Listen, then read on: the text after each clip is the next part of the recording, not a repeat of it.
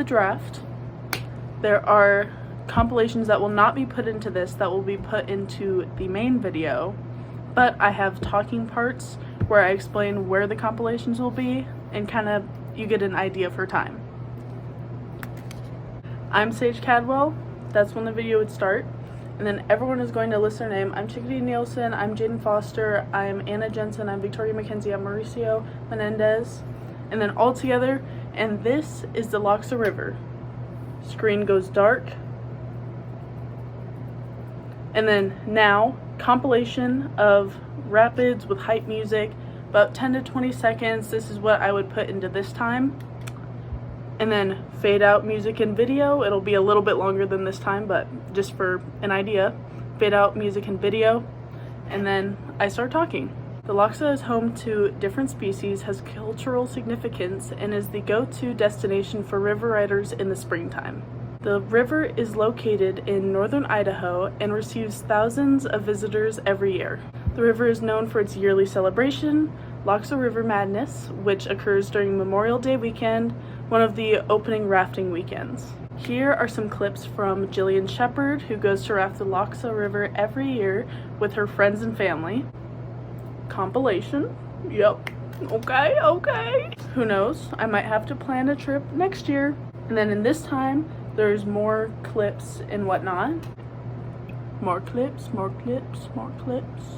While rafting attracts most of the people who come to the Lochsa River, it is also known for its camping areas, fishing, hiking trails nearby, and more. The area itself provides an abundance of resources and is cherished by many. Let's dive into the specifics. Hi, this is Anna Jensen, and I will take you through the cultural significance and recreation of the Lochsa River. Located in north-central Idaho, the Lochsa River has historical and cultural significance to Indigenous communities and is a major outdoor recreation source. For thousands of years, the Lochsa River has provided for the Nez Perce, Kootenai, and Salish peoples. Located further north, the Kootenai and Salish peoples primarily used the river seasonally, traveling to the area when fish were abundant. Arguably, the Nez Perce have the deepest connection to the Lochsa River. The word Lochsa comes from the Nez Perce language, translating to rough water. The Lochsa River Valley was Nez Perce territory and provided an abundance of salmon and steelhead. The river was also used for travel between hunting grounds. For these indigenous communities, the Lochsa River was central to their way of life. The river provided for their communities and was the location of several sacred sites honoring this. Lochsa is popular today for several recreation uses. An almost 12-mile stretch of the Lochsa is a popular destination for rafters and kayakers. The rafting season is from May to July, with late May to early June being peak season. The Lochsa River Madness, a whitewater festival, happens every Memorial Day weekend. People meet up to raft a stretch of the river that includes 37 Class 3 rapids, 25 Class 4s, and 2 Class 5s. During the roughest stretch of the river, Lochsa Falls, spectators line the river to watch the carnage unfold. There are 40 major rapids on Lochsa, with names like Grim Reaper, Pipeline, Termination, Bloody Mary, and House Rapid, which is said to have house-sized waves. Fishing is also common along Lochsa. The river provides opportunities for fishing from boat or the land. Chinook salmon populations, though historically abundant, have declined due to dams. Trout fishing is popular throughout the summer. There are 3 species of trout in the Lochsa: West Sloop, cutthroat, and bull, which are native, and non-native rainbow trout. Catch and release fishing is common in the Lochsa. The river has wild steelheads and can be caught but must be released back as they are endangered, and it is illegal to keep them in Idaho. Camping and hiking are another draw to the area. Lochsa is surrounded by the Nez Perce Clearwater National Forest, whose 4 million acres offers a range of day hiking and backpacking options. Along the Lochsa Highway 12 corridor, there are 8 trails and 9 campgrounds. In 1968, Lochsa was designated a National Wild and Scenic River System. 81 rivers across the U.S. have this designation intended to maintain the rivers as free-flowing systems and preserve their beauty for future generations. This is part of what makes the Lochsa River special to the people who enjoy it. Good evening, folks. This is your news anchor, Chickadee Nelson, coming to you live, sick, from the banks of the wild and wacky Lochsa River.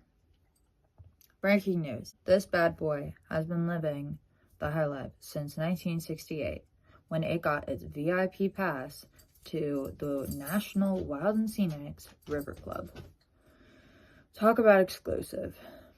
Now, get this. Most of this aquatic diva is strutting its stuff as a wild and scenic river. But wait, there's more. About half of its entourage, sub-basin, is playing hard to get in the Selway Bitterroot Wilderness area. But hold on to your fishing hats, because this river's got more personality than a reality TV show.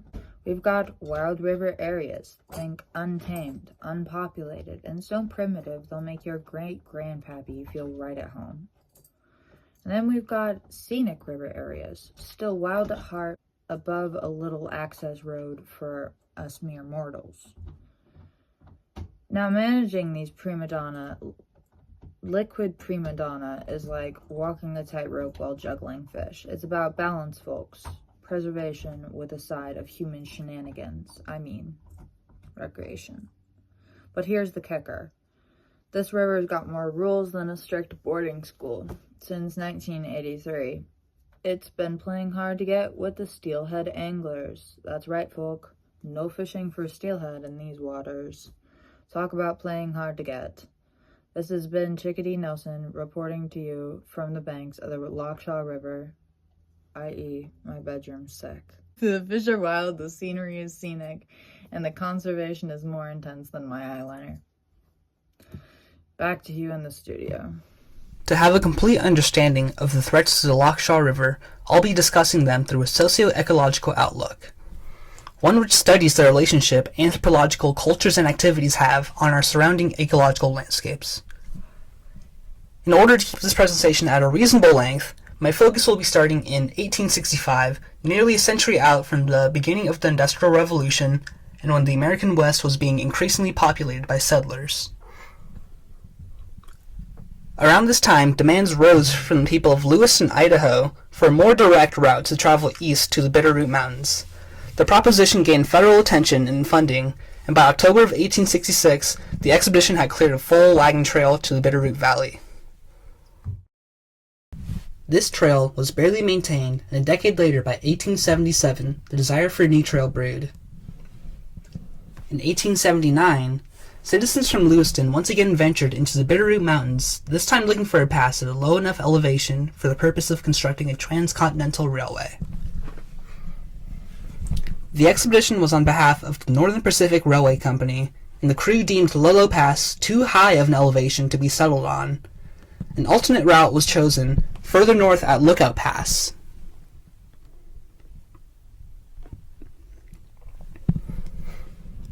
This decision ultimately angered another group of citizens in Lewiston, who in response launched their own organization, the Idaho Clearwater and Montana Transportation Company. They started their own expedition in 1881. The crew traveled along the Lochsa River to Lolo Pass and falsely reported the landscape as ideal for construction by claiming the elevation was below 5,000 feet instead of 7,500 feet. Northern Pacific still wasn't interested despite the idea of a pass growing momentum with the general public. The last push from these crews to construct near the Lochsa River came in 1908 as the two companies were locked into a contest to finish surveying the Clearwater and Lochsa Rivers. Both along Lolo Pass, they were taking stakes in land as they went. In his analysis of the land ethics, Bud Moore's book, The Lochsa Story, recollects that it was during these surveys where land ownership along the Lochsa River increased and became checkerboarded by private and public ownership. In 1908, it was the surveying crews of Northern Pacific Railway who started establishing operations at Lolo Hot Springs and built the first hospitals, banks, and bunkhouses. From there, the populations and activity east and west of the Bitterroot Mountains only grew. It was a little over a decade later, in 1920, when construction on the U.S. Highway 12 would begin and wouldn't fully finish and reach Lolo Pass until 1962.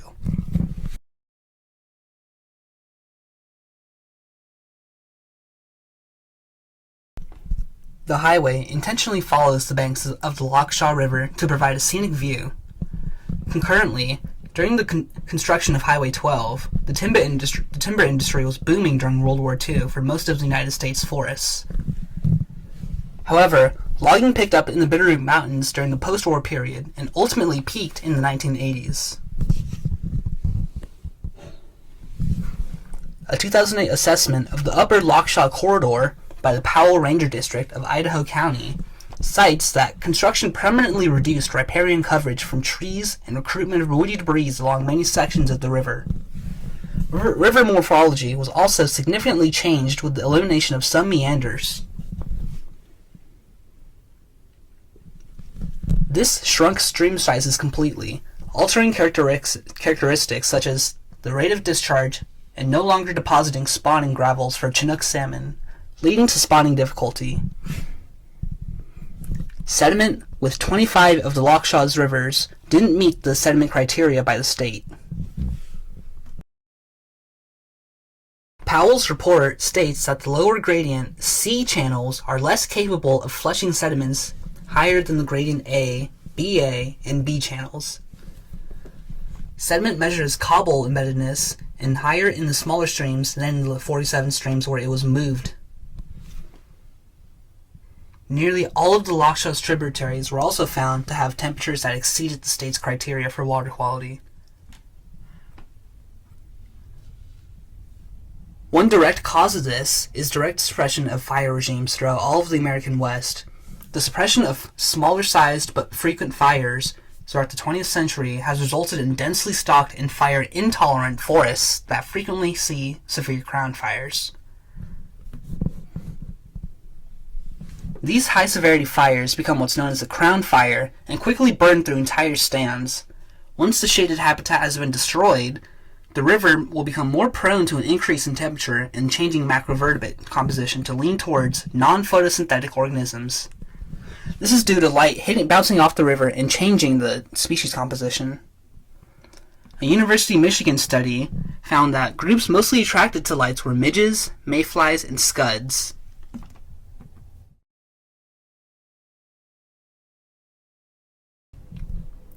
The people who initially had a simple lifestyle in the Bitterroot Mountains had no idea about the extent the land was being degraded from the pursuit of capital in the future.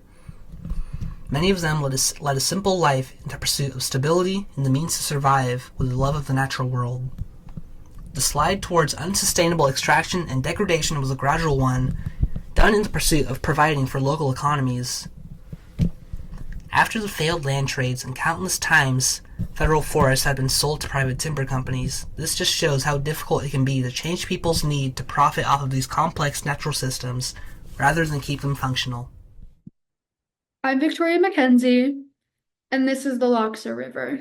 I'm going to be talking about the species of the Lochsa River, but first I want to talk about the origin of the name. The name Lochsa comes from the Nez Perce indigenous people, and it means rough waters. In the Lochsa River, there are dozens upon dozens of native species ranging from fish to elk. Idaho Fish and Game lists 6 main game fish, including various trout, steelhead, as well as the mountain whitefish, and some salmon. Areas around this river are vast in the sense of biodiversity. Like I just mentioned, there are 6 different game fish, as well as dozens of native individuals. The amount of biodiversity leads to quite a bit of environmental possibility. This river is a lifeline for terrestrial life around the area. A river with rocky banks, canopy cover from the firs, alders, and pine trees. This combination of habitat makes the Lochsa a perfect hideaway for prey animals and camouflage for their predators. Some of the insects that are located here are going to be mayflies, stoneflies, caddisflies, and some others like regular flies, ants, isopods, typical critters that you would find along a riverbank. This region that the Lochsa runs through is also a hotspot for terrestrial life. This river sees many forms and species of migratory birds and hibernating mammals. Some of the more common sightings that you'll see at this river are going to be bears, elk, and sometimes a little less common, you might see a mountain goat. Canada geese use this river as a migratory location, as do osprey, ducks, great blue herons, and even more. Previously mentioned in this video, there is a lot of hunting and recreation that happens on the Lochsa, all of which have a large impact on the life here. From BoulderCreekOutfitters.com, there is an article on lion hunting. And in that article, it says mountain lions are one of the most sought after predators in the nation, and there is no wonder why after seeing one up close and personal. The mountain lion population has decreased drastically due to overhunting based on the appeal of the animal. People are taking hunting a little bit too far when it comes to this species, as well as others in various regions. Another species that's been overharvested as of late is going to be the steelhead. Its population has been dropping, and they've been attempting to rebound from this. There are less than 500 steelhead that have been detected in the last 4 years. If we add more regulation when it comes to hunting and harvesting these animals, we might be able to help the populations, as well as making sure that recreation that is occurring on the river is both sustainable and ethical. While the animals live there, I do understand that a lot of people want to have fun, but there is a way that we can do both. Keep the animals alive as well as enjoy our time. As we wrap up our exploration of the Lochsa River, it's clear this place is so much more than just a beautiful stretch of water. It gives animals a way to survive, keeps cultural connections alive, and provides adventure. These are the different sides of the Lochsa that we've worked hard to learn about. Its cultural history, its recreational value, the rare species that live there, and the serious threats it faces. This presentation has shown you why you should take care of and study the Lochsa. But protecting the river isn't just the job of scientists or politicians. We can all do our part.